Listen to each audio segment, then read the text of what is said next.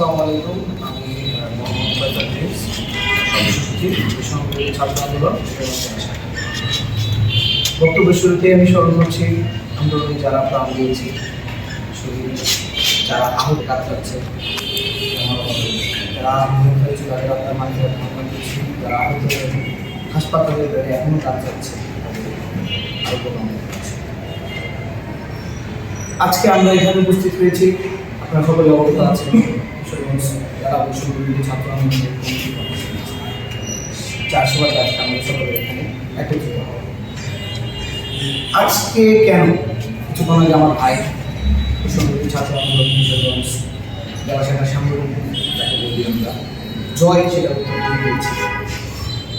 আজকে পর আমরা কি করবো আমি সেই সম্পর্কে কিছু বলতে চাই। আমরা আন্দোলনে ছিলাম রাস্তায়, যার জন্য আজকে আমরা একটা সুন্দর দেশ দেখতে পাচ্ছি, যেখানে মানুষের কথা বলার স্বাধীনতা আছে, যেখানে মানুষের আওয়াজ তোলার স্বাধীনতা আছে, যেটা এতদিন আমাদের ছিল। কিন্তু আমরা দেখতে পাচ্ছি সেই ফ্যাসিবাদের পুনর্বাসন আবার হচ্ছে কারণ কারণ মাধ্যমে, এবং আমরা সেটা খুব ভালো করে জানি কার মাধ্যমে হচ্ছে। আমরা সাংবাদিক ভাইদেরকে বলতে চাই, আপনারা আওয়াজ আমরা আপনাদের পাশে আছি। আমরা ছাত্র সমাজ যতদিন আপনাদের পাশে আছি, বাংলার মাটিতে কোনো মানে আপনাদেরকে বিরুদ্ধ আমার করে দিবে। প্রথমেই আমাদের কর্মপরিকল্পনা নিয়ে আপনাদেরকে কিছু বলতে চাই। আমাদের বৈষম্যবিরোধী ছাত্র আন্দোলন কিশোরগঞ্জ জেলা শাখার কর্মপরিকল্পনার প্রথম কাজ হচ্ছে আমরা আন্দোলনে যারা নিহত হয়েছে তাদের পরিবারকে পুনর্বাসন এবং তাদেরকে অনুদান নিশ্চিত করতে, এবং আন্দোলনে যারা আহত হয়েছে সেই সকল পরিবারের পুনর্বাসন নিশ্চিত করা এবং তাদেরকে আর্থিক সহায়তা দেওয়া হচ্ছে বৈষম্যবিরোধী ছাত্র আন্দোলন কিশোরগঞ্জ জেলা শাখার প্রথম কাজ। তারপর যে ফ্যাসিস্টের কারণে আজকে এই আন্দোলনে আহত নিহত পরিবারের এই অবস্থা, সেই ফ্যাসিস্টের বিচার নিশ্চিত করবো আমরা। আমি ফ্যাসিস্টের বিচারের ক্ষেত্রে আমরা দেখতে পাচ্ছি সব জায়গায় বাড়ি। প্রথমত আমরা দেখতে পাচ্ছি পুলিশ ঠিক মতো আসামি ধরতেছে না।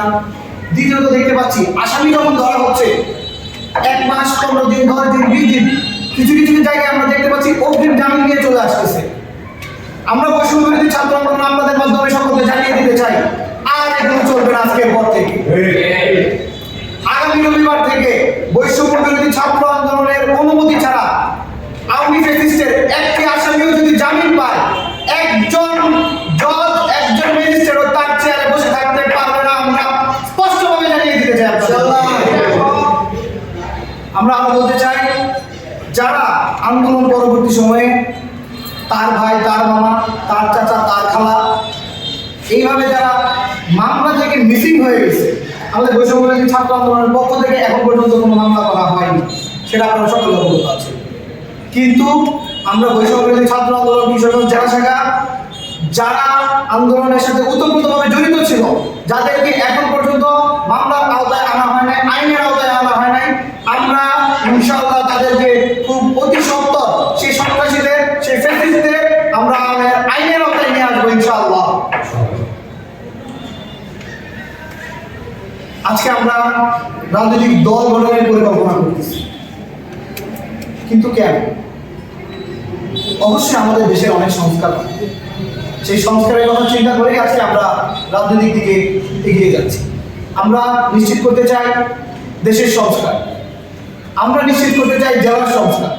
জেলার সংস্কারের পরিকল্পনার প্রথম ধাপ হিসেবে আমরা কাজ করব জেলার পৌরসভাগুলো। আমরা দেখতে পাচ্ছি পৌরসভার প্রত্যেক সেক্টরে প্রচুর পরিমাণ দুর্নীতি, অনিয়ম, পরিকল্পনায় অবহেলা। পৌরসভার প্রত্যেকটি প্ল্যান অনুমোদন করা হয় অপরিকল্পিতভাবে, পৌরসভার প্রত্যেকটি রাস্তা অপরিকল্পিত, পৌরসভার প্রত্যেকটি ড্রেন অপরিকল্পিত, ময়লা ব্যবস্থাপনা অপরিকল্পিত, প্রত্যেকটা ব্যবস্থাপনা পৌরসভার আমরা দেখতে পাচ্ছি অপরিকল্পিত। সেই অপরিকল্পিত ব্যবস্থা কেন হলো, এই আধুনিক সমাজে এসে আমরা তাদের কাছ থেকে কৈফিয়ত নিব, এবং সেটা সংস্কার কিভাবে করতে হয় সেটা তাদেরকে নিশ্চিত করতে হবে। আমাদের জেলার রাস্তাঘাট খুবই সরু এবং অপরিকল্পিত এবং ভাঙাচোরা যেটাকে বলে। আমরা পরবর্তী সময়ে ইনশাল্লাহ কিশোরগঞ্জ শহরের যত রাস্তাঘাট আছে বড় বড়, বিশেষ করে কিশোরগঞ্জ জেলার সাথে বিভিন্ন জেলা সংযোগ করেছে যে রাস্তা কিশোরগঞ্জ টু ভৈরব হাইওয়ে, আমরা সেই রাস্তাটা অতি দ্রুত সংস্কার করব ইনশাল্লাহ। তার জন্য যা যা করতে হয় আপনারা সাংবাদিক ভাই আমাদের পাশে থাকবেন, আশা করছি আপনাদের কাছ থেকে। কিশোরগঞ্জ জেলার মধ্যে আসলে এটাকে বলে হচ্ছে কি বলে মানে ব্লেসিং আমাদের জন্য, যেটা সেটা হচ্ছে একটা নদী, আমাদের জেলা শহরের মাঝখান দিয়ে একটা নদী বয়ে গেছে, এটা আমাদের জন্য একটা ব্লেসিং ছিল। কিন্তু এই ব্লেসিংটাকে বর্তমান মানে প্রেক্ষাপট বা ফ্যাসিস্টরা টাকা খাওয়ার খনি হিসাবে পরিণত করেছে।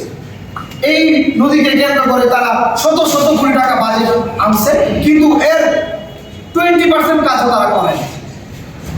আমরা বিভিন্ন কয়েকটা কর্মপরিকল্পনা ঘেটে যা দেখতে পারলাম, নদী খনন বাবদ, নদীকে চলমান করার জন্য, নদীর সুইচ গেট নির্মাণের জন্য তারা শত শত কোটি টাকা বাজেট দিয়ে এসেছে, কিন্তু তারা এর কোনো সমাধান তারা দিতে পারেনি, নদীটাকে তারা চলমান করতে পারেনি।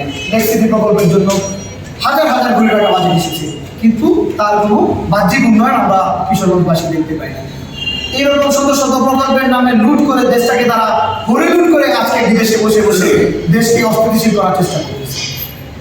আপনারা সাংবাদিক ভাইদের আমরা বলতে চাই, যারা দেশকে অস্থিতিশীল করতে চায়, যারা দেশের পরিস্থিতিকে বেসামাল করতে চায়, আপনারা তাদেরকে এড়িয়ে চলুন। আমরা ছাত্ররা, দেশের সাধারণ ছাত্র জনতা আপনাদের সাথে সার্বক্ষণিক আছি, থাকবো, সর্বাবস্থায় আপনাদের পাশে আছি ইনশাআল্লাহ।